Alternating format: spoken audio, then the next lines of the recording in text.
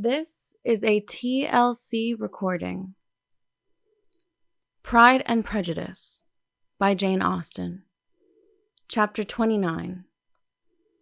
Mr. Collins's triumph in consequence of this invitation was complete. The power of displaying the grandeur of his patroness to his wondering visitors, and of letting them see her civility towards himself and his wife, was exactly what he had wished for. And that an opportunity of doing it should be given so soon was such an instance of Lady Catherine's condescension as he knew not how to admire enough. "I confess," said he, "that I should not have been at all surprised by her ladyship's asking us on Sunday to drink tea and spend the evening at Rosings. I rather expected, from my knowledge of her affability, that it would happen. But who could have foreseen such an attention as this? Who could have imagined that we should receive an invitation to dine there, an invitation, moreover, including the whole party, so immediately after your arrival?" "I am the less surprised at what has happened," replied Sir William, "from that knowledge of what the manners of the great really are, which my situation in life has allowed me to acquire. About the court, such instances of elegant breeding are not uncommon." Scarcely anything was talked of the whole day or next morning but their visit to Rosings. Mr. Collins was carefully instructing them in what they were to expect, that the sight of such rooms, so many servants, and so splendid a dinner might not wholly overpower them. When the ladies were separating for the toilet, he said to Elizabeth, "Do not make yourself uneasy, my dear cousin, about your apparel. Lady Catherine is far from requiring that elegance of dress in us which becomes herself and her daughter. I would advise you merely to put on whatever of your clothes is superior to the rest. There is no occasion for anything more. Lady Catherine will not think the worse of you for being simply dressed. She likes to have the distinction of rank preserved." While they were dressing, he came 2 or 3 times to their different doors to recommend their being quick, as Lady Catherine very much objected to be kept waiting for her dinner.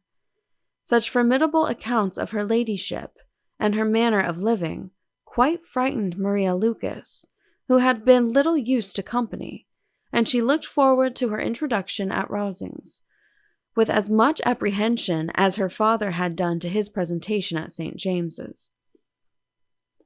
As the weather was fine, they had a pleasant walk of about half a mile across the park.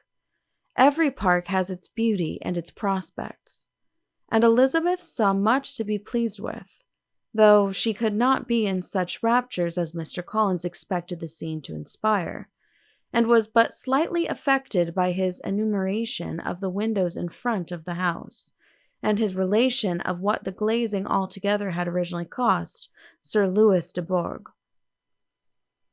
When they ascended the steps to the hall, Maria's alarm was every moment increasing, and even Sir William did not look perfectly calm. Elizabeth's courage did not fail her. She had heard nothing of Lady Catherine that spoke her awful from any extraordinary talents or miraculous virtue, and the mere stateliness of money or rank she thought she could witness without trepidation.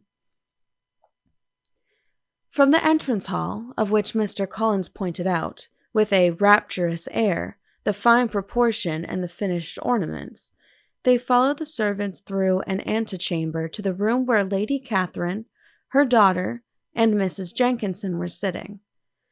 Her ladyship, with great condescension, arose to receive them, and as Mrs. Collins had settled it with her husband that the office of introduction should be hers, it was performed in a proper manner, without any of those apologies and thanks which he would have thought necessary.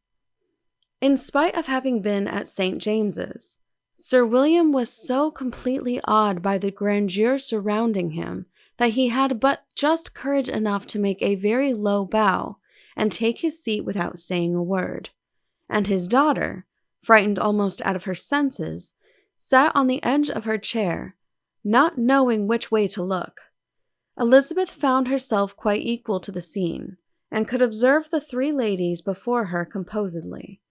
Lady Catherine was a tall, large woman with strongly marked features, which might once have been handsome. Her air was not conciliating, nor was her manner of receiving them such as to make her visitors forget their inferior rank. She was not rendered formidable by silence, but whatever she said was spoken in so authoritative a tone as marked her self-importance, and brought Mr. Wickham immediately to Elizabeth's mind, and from the observation of the day altogether, she believed Lady Catherine to be exactly what he represented. When after examining the mother, in whose countenance and deportment she soon found some resemblance of Mr. Darcy, she turned her eyes on the daughter, she could almost have joined in Maria's astonishment at her being so thin and so small. There was neither in figure nor face any likeness between the ladies. Miss de Bourgh was pale and sickly. Her features, though not plain, were insignificant, and she spoke very little, except in a low voice, to Mrs. Jenkinson, in whose appearance there was nothing remarkable, and who was entirely engaged in listening to what she said, and placing a screen in the proper direction before her eyes. After sitting a few moments, they were all sent to one of the windows to admire the view, Mr. Collins attending them to point out its beauties, and Lady Catherine kindly informing them that it was much better worth looking at in the summer. The dinner was exceedingly handsome, and there were all the servants and all the articles of plate which Mr. Collins had promised, and as he had likewise foretold, he took his seat at the bottom of the table, by her ladyship's desire, and looked as if he felt that life could furnish nothing greater. He carved and ate and praised with delighted alacrity, and every dish was commended, first by him and then by Sir William, who was now enough recovered to echo whatever his son-in-law said, in a manner which Elizabeth wondered Lady Catherine could bear. But Lady Catherine seemed gratified by their excessive admiration, and gave most gracious smiles, especially when any dish on the table proved a novelty to them. The party did not supply much conversation. Elizabeth was ready to speak whenever there was an opening, but she was seated between Charlotte and Miss de Bourgh, the former of whom was engaged in listening to Lady Catherine, and the latter said not a word to her all dinner-time. Mrs. Jenkinson was chiefly employed in watching how little Miss de Bourgh ate, pressing her to try some other dish, and fearing she was indisposed. Maria thought speaking out of the question, and the gentlemen did nothing but eat and admire. When the ladies returned to the drawing-room, there was little to be done but to hear Lady Catherine talk, which she did without any intermission till coffee came in, delivering her opinion on every subject in so decisive a manner as proved that she was not used to have her judgment controverted.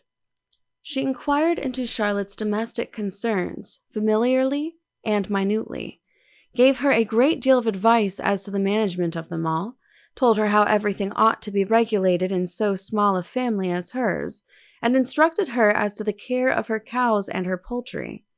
Elizabeth found that nothing was beneath this great lady's attention, which could furnish her with an occasion of dictating to others. In the intervals of her discourse with Mrs. Collins, she addressed a variety of questions to Maria and Elizabeth, but especially to the latter, of whose connection she knew the least, and who she observed to Mrs. Collins was a very genteel, pretty kind of girl. She asked her at different times how many sisters she had, whether they were older or younger than herself, whether any of them were likely to be married, whether they were handsome, where they had been educated, what carriage her father kept, and what had been her mother's maiden name. Elizabeth felt all the impertinence of her questions, but answered them very composedly. Lady Catherine then observed, "Your father's estate is entailed on Mr. Collins, I think. For your sake," turning to Charlotte, "I am glad of it, but otherwise I see no occasion for entailing estates from the female line. It was not thought necessary in Sir Louis de Bourgh's family. Do you play and sing, Miss Bennet?" "A little." "Oh, then, some time or other we shall be happy to hear you. Our instrument is a capital one, probably superior to— you shall try it some day. Do your sisters play and sing?" "One of them does." "Why did not you all learn? You ought all to have learned. The Miss Webbs all play, and their father has not so good an income as yours. Do you draw?" "No, not at all." "What, none of you?" "Not one." "That is very strange, but I suppose you had no opportunity. Your mother should have taken you to town every spring for the benefit of masters." "My mother would have had no objection, but my father hates London." "Has your governess left you?" "We never had any governess." "No governess! How was that possible? 5 daughters brought up at home without a governess! I never heard of such a thing. Your mother must have been quite a slave to your education." Elizabeth could hardly help smiling as she assured her that had not been the case. "Then who taught you? Who attended to you? Without a governess, you must have been neglected." "Compared with some families, I believe we were, but such of us as wished to learn never wanted the means. We were always encouraged to read, and had all the masters that were necessary. Those who chose to be idle certainly might." "Ay, no doubt, but that is what a governess will prevent, and if I had known your mother, I should have advised her most strenuously to engage one.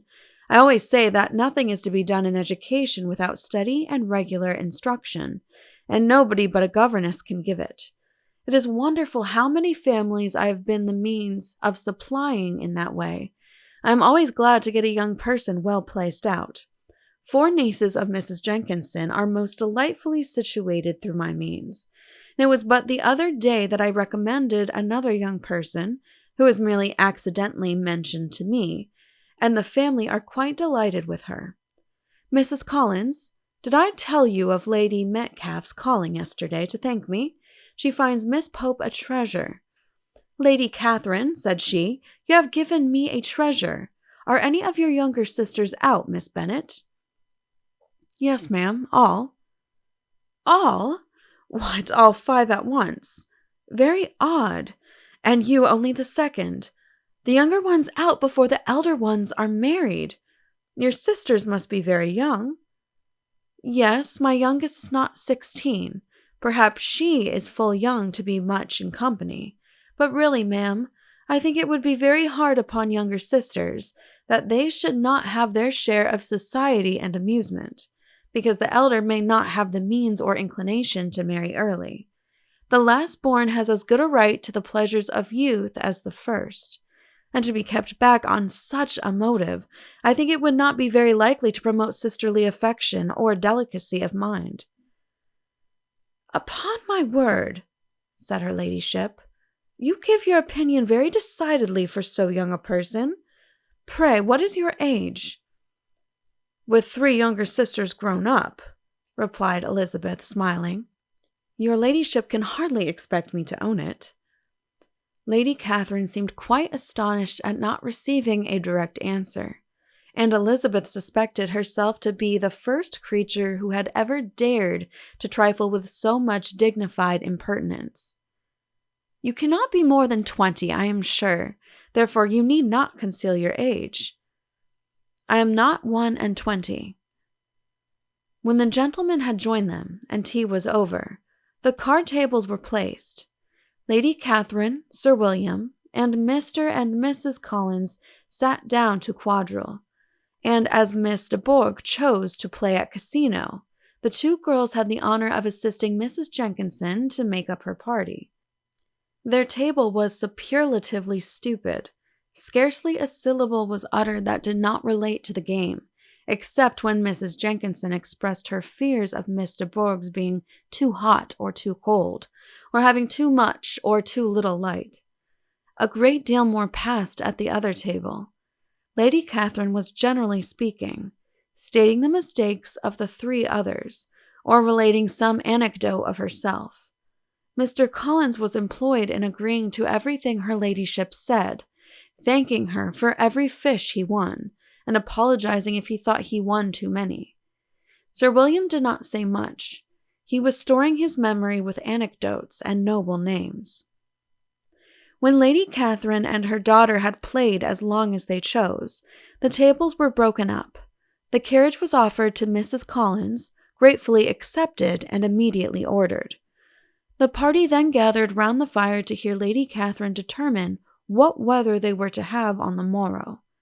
From these instructions they were summoned by the arrival of the coach, and with many speeches of thankfulness on Mr. Collins's side, and as many bows on Sir William's, they departed. As soon as they had driven from the door, Elizabeth was called on by her cousin to give her opinion of all that she had seen at Rosings, which, for Charlotte's sake, she made more favorable than it really was. But her commendation, though costing her some trouble, could by no means satisfy Mr. Collins, and he was very soon obliged to take her ladyship's praise into his own hands. End of chapter 29. Please click the link below to continue on to chapter 30. This has been a TLC recording. Thank you for listening, and please be sure to subscribe.